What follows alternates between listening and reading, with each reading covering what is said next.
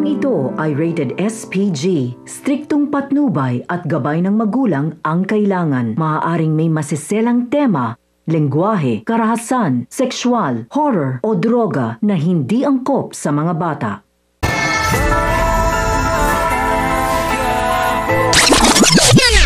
Dapat nating abangan sa FPJ's Batang Quiapo. Napag-alaman ni Tess na si Ramon pala ang tumulong kila Mokang upang maoperahan si Mang Marsing at si Ramon din pala ang pakakasalan nito. Bigla namang nagbago ang isip ni Ramon na ituloy ang kasal kay Monique dahil nalaman niya kay Severino na si Mokang pala ang babaeng pinakamamahal ng kanyang tunay na anak na si Tanggol. Nalaman nga ni Severino na ang tunay na anak pala ni Ramon ay nakakulong at ito nga ay dinalaw ni Mokang sa presinto. Samantala, nagmamadali namang bumalik si Ramon sa mansyon para balikan si David dahil sa panglulokong ginawa nito sa kanya.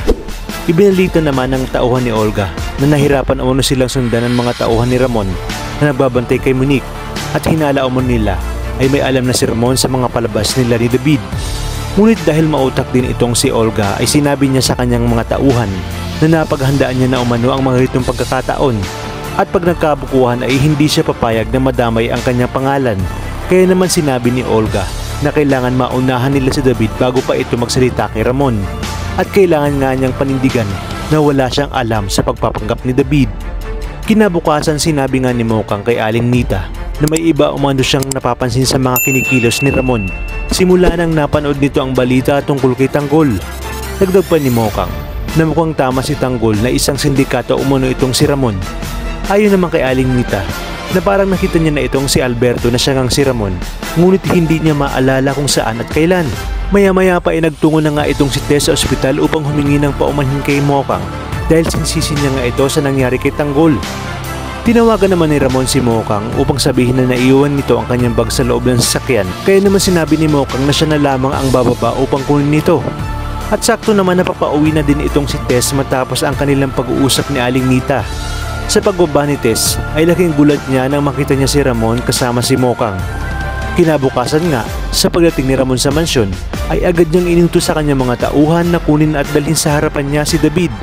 At sinabi nga ni Ramon kay David kung sino umano ang kasabot ni David sa pagpapanggap bilang Tanggol, na siyang ikinagulat ni David.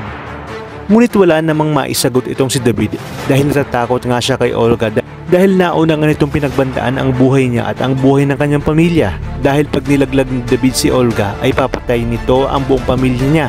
Dito na nga sinabi ni Ramon kay David na alam niya umano ang buong katotohanan dahil sinabi ni Monique sa kanya ang lahat na ang tunay na Tanggol pala ay ang siyang nakakulong ngayon dahil sa demonyong ama nitong si Rigor.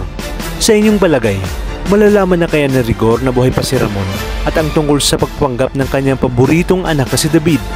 Kaya namang kapamilya, tutok lang dahil marami pa tayong dapat abangan dito lang sa pambansang teleserye ng Sambayanan, ang FPJ's Batang Quiapo.